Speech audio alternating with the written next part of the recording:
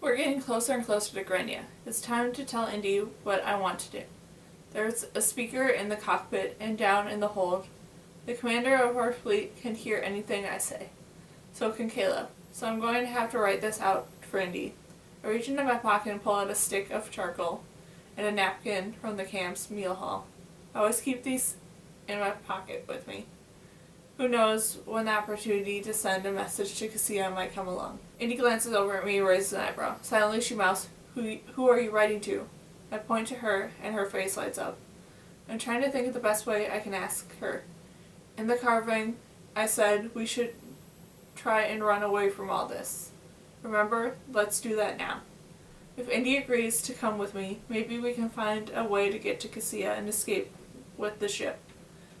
Only get one word written down in before a voice fills the cockpit. This is your chief pilot speaking. I fear a little jolt of recognition, even though I never heard him speak before. Indy draws in her breath, and I shove the charcoal and paper back in my pocket, as if the chief pilot can see us. His voice sounds rich and musical, pleasing, but strong. It's coming from the control panel, but the quality of the transmission is much better than usual. It sounds like he's actually on the ship. I am also the pilot of the Rising. Indy and I turned to look at each other. She was right, but there's no triumph in her expression, only conviction. Soon, I will speak to everyone in the Providences, the pilot says, but those of you taking part in the initial wave of the Rising have the right to hear from me first. You are here because of your decision to join the Rising and your merit of participation in the rebellion. And you are also here because of other important characteristics, one of which you cannot take credit. I look over at Indy and her face looks beautiful, lit up. She believes in the pilot. I do, now that I've heard his voice.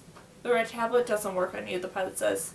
You remember what society would have you forget. As some of you have long suspected, the Rising did this. We made you immune to the red tablet. And that is not all. You are also immune to all illness that is even now overtaking the cities and boroughs through the Providences. They never said anything about an illness. My muscles tense. What does that mean for Cassia? Some of you have heard of the plague. Indy turns to me. Have you? She mouths. I almost said no, but then I realized that I might have. The mysterious illness that killed Eli's parents. Eli, I mouth back, and Indy nods. The society intended the plague for the enemy, the pilot says. They poisoned some of the enemy's rivers and released the plague into others. This, combined with the continued attacks from the air, completely eliminated the enemy. But society has pretended that the enemy still exists. And society needs someone to blame for the ongoing loss of life of those who have lived in the outer provinces. Some of you were out there in those camps. You know that the society wanted to eradicate aberrations and anomalies completely. And they used your deaths and information they'd gathered from them as one of the last great collections of data. Silence. We all know what he's saying is true. We wanted to come in and save you sooner, the pilot says, but we weren't ready yet. We had to wait a little longer, but we did not forget you. Did you? I want to ask. Some of my old bitterness rise against the Rising fills me, and I grip the controls of the ship tightly, staring into the night. Back when society created the plague, the pilot says, there were those who remembered what was in the water in one of those places become rain somewhere else. They knew that releasing the disease would come back to us somehow. No matter how many precautions were taken, it created a division among the scientists in the society, and many of them secretly joined the Rising. Some of our scientists found a way to make people immune to the red tablets, and also to the plague. In the beginning, we didn't have the resources given these immunities for everyone. So we have had to choose, and we chose you. He chose us, Indy whispered. You haven't forgotten the things the society wanted you to lose, and you can't get the plague. We protected you from both. The pilot pauses. You've always known that we have been preparing you for the most important errand of all, bringing in the rising. But you've never known exactly what your cargo would be. You carry the cure, the pilot says. Right now, the errand ships, covered by the freights, are bringing the cure to the most important cities, Central, Grania, Oria, and Arcadia. Central is one of the most implicated cities. Is Cassia sick? We never knew if she was immune to the red tablets. I don't think she is. And why is the plague in so many places? The largest cities all sick at the same time? Shouldn't it take longer to spread instead of exploding everywhere at once?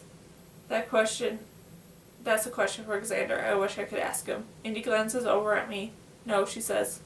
She knows what I want to do. She knows that I want to try and get to Cassia anyway. She's right. This is what I want to do. And if it were me, by myself, I'd risk it. I'd try to outrun the rising. But it's not just me. Many of you, the pilot says, have been paired with someone you know. This was intentional. We knew it would be difficult for those of you who still have loved ones within society to resist taking the cure to your family and friends. We cannot compromise the effectiveness of the mission, and we will need to bring you down should you try and deviate from your assigned course. The rising is smart. They matched me with one person in the camp I cared about, which goes to show that caring about anyone leaves you vulnerable. I've known this for many years, but I still can't stop.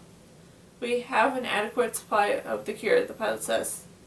We do not have the surplus. Please don't waste your resources. Many have sacrificed to provide. It's so calculated the way he paired us up, the way they've made just enough of the cure. It sounds like a society. I want to say loud. We are not the society, the pilot says, but we recognize that we have to save people before we can free them.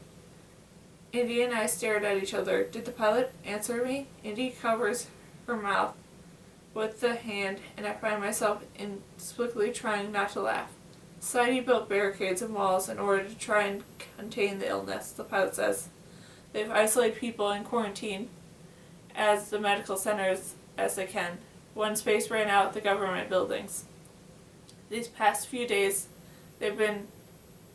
has been a turning point. We confirmed that the numbers of those fallen ill have reached critical mass. Tonight, the match banquet all across the society fell apart, from Camus to Central and beyond.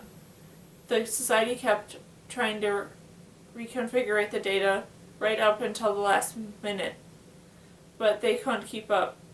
We infiltrated the sorting centers and accelerate the problem, and it wasn't difficult to throw the match into disarray, where the silver boxes with no microcards and blank screens without matches all across the provinces. Many people took the red tablets tonight, but not all of them will forget. The match banquet is the society's signature event, and once upon which all the others rely. Its fall represents society's inability to care for its people. Even those who did forget will soon realize that they have no match, and that something is wrong. They'll realize that people they know, too many of them, have disappeared behind barricades and are not coming back. Society is dying, and it's our time now. The rising is for everyone. The pilot's voice drops a little as he repeats the motto. Becomes deeper with emotion. But you are the ones who will bring it. You are the ones who will save them. We wait, but there's no finished speaking. The ship feels emptier without his voice. We're going to save them, Indy says. Everyone. Can you believe it? You have to believe it, I say, because if I don't believe in the rising and their cure, what hope is there for Cassia? She'll be fine, Indy says. She's part of the rising. They'll take care of her. I hope Indy's right. Cassia wanted to join the rising, and so I followed her. But now all I care about is finding Cassia and leaving all of this behind. Society, the rising, the pilot, the plague, as soon as we can. From above, the rebellion against the society looks black and white. Black night and white barricades around the center of the grandiose city. Indy drops us lower and prepares for landing. Go first, our commander tells us. Show the others how it's done. Indy's supposed to land the ship inside the barricade on the streets in front of City Hall. It's going to be tight. Closer to the earth, closer, closer, closer. The world rushes at us. Somewhere the pilot is watching. Black ships, white marble buildings. Indy hits the ground, smoothly greasing the landing. I watched her expression. It's one of closely guarded triumph until the ship stops and she glances over at me. Then she smiles pure joy and it hits the controls and opens the door of the ship. Pilot says, stay with your ship, she said. The commander says. Co-pilots and rudders get the cures out. Caleb hoists up a case from the hold and we see each shoulder 2 of them. You first, he says, and I duck through the doors and start running the second I'm down the stairs. The rising has cleared the path towards the crowded people and it's a straight shot to the medical center. It's almost quiet except for the sound of freighters covering above us. I keep my head down. Out from the corner of my eye I see the rising officers in black holding back the officials wearing white. Keep moving. It's not only the rising that has asked us to do. It's my own personal rule. So I keep going even when I hear what's coming across the ports in the medical center. Now that I know the pilot's voice, I can tell it's him singing. And I know the song, the anthem of society. I can tell by the way the pilot sings, and the anthem has now become the requiem, the song of the dead. I'm back in the outer province. My hands are black and the rocks are red. Vic and I work out a way to make the guns fire back, and the other decoys gather gunpowder to help us. They sing the anthem of society when they work. It's the only song they know. Here a woman in rising black says that Caleb and I follow her past the rows and rows of people laying on the stretchers in the foyer in the medical center. She opens the door to the storage room and gestures us inside. Put them on the table, she says, and we comply. The rising officer scans the cases we brought with her, mini port, and it beeps. She keys the code and unlocks the cases. The pressurized air inside makes a hiss as it escapes the lids opens. Inside the rows and rows are cures of red tubes. Beautiful, she says. Then she looks up at Caleb and me. Go back for the rest, she says. I'll send some of my officers out to help you. On our way out, I risked a glance down to patients' faces, blank eyes, body still. The man's face looks empty and undone, and there's even a person inside. How far deep down has he gone? What if he knows what's happening but is trapped there waiting? My skin crawls. I couldn't do it. I have to move. I'd rather die than be down like that. For the first time I feel something like loyalty to the rising stir inside me. If this is what the rising has saved me from, then maybe I do owe them something. Not the rest of my life, but a few runs of the cure. I know that I've seen us sick and I compromise their access to the one thing that can help them. My mind races. The rising should get control over the trains and bring cures in that way too. That's better have someone good working on the logistics. But getting the cure out, maybe that's Cassia's job. And this is mine. I've changed since I ran off the carving and I left decoys to die.